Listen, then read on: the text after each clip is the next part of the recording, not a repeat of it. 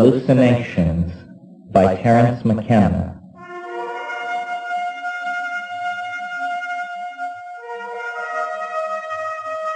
I am Terence McKenna, and this is True Hallucinations, a talking book produced by Sound Photosynthesis, copyright 1984.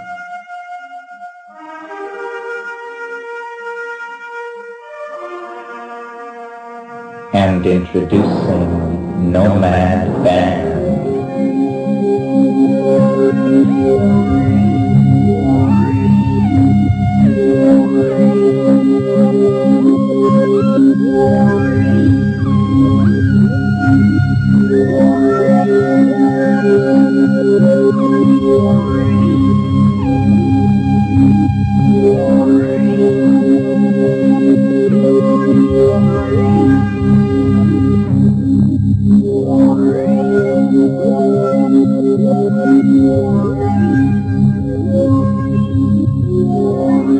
Chapter 1. The Call of the Secret.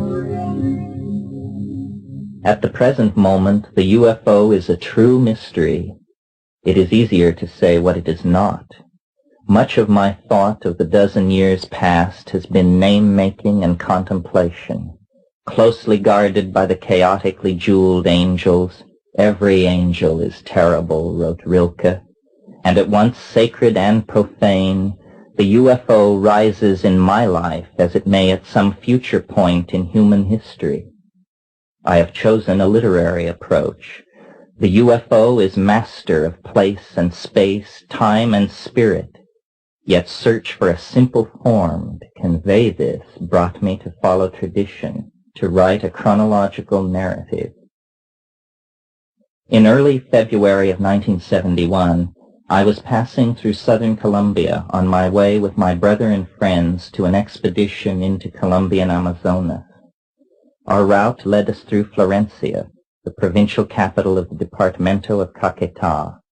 There we paused a few days, awaiting an airplane to carry us to our embarkation point on the Rio Putumayo, a river whose vast expanse is the border between Colombia and her two southern neighbors, Ecuador and Peru.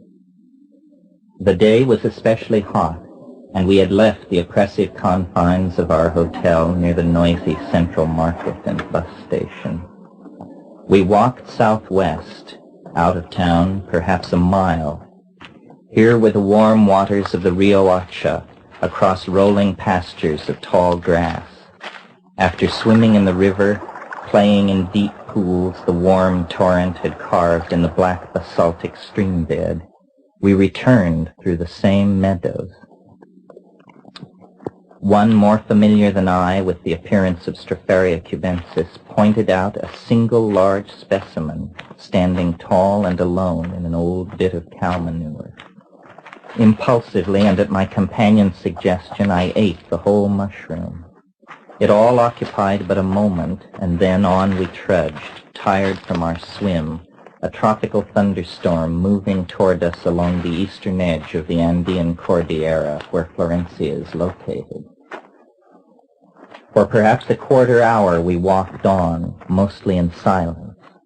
Wearily I hung my head, almost hypnotized by the sight of the regular motion of my boots cutting through the grass.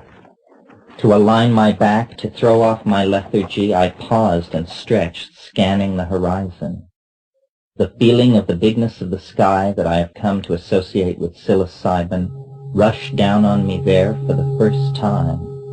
I asked my friends to pause and sat down heavily on the ground. A silent thunder seemed to shake the air before me. Things stood out with a new presence and significance.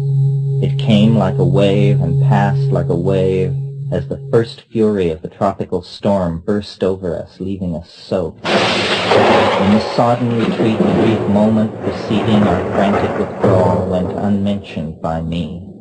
I recognized my experience as being induced by the mushroom, but I was involved, I thought, in a deep jungle search for hallucinogens of a different sort, orally active DMT-containing drugs, and yahe and its admixture plants.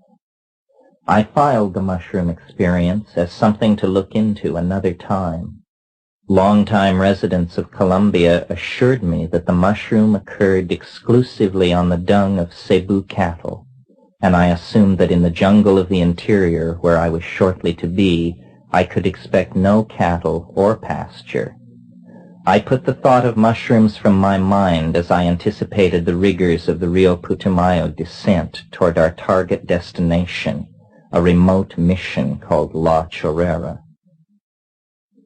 Why had people like ourselves come to the steaming jungles of Amazonian Colombia? We were a party of 5, bound by friendship, extravagant imagination, naivete, and a dedication to travel and exotic experience. Eve, our translator, was the only member of the group not long an acquaintance of us all. She was an American like ourselves who had lived several years in South America and had traveled in the East, where I had passed her once in the Kathmandu airport. Another story. In Colombia, she was recently free of a long relationship and fell in with our group, having nothing better to do. She and I were lovers of some 2 weeks when we arrived at La Chorrera. The other 3 members of our party, besides myself, were my brother, the youngest and least traveled of us, a student of botany and a colleague of long standing; Vanessa, an old school friend of mine from the experimental college in Berkeley, trained in anthropology and photography and traveling on her own; and Dave, another old friend of mine, a gay meditator, a maker of pottery, an embroiderer of blue jeans, and like Vanessa, a New Yorker.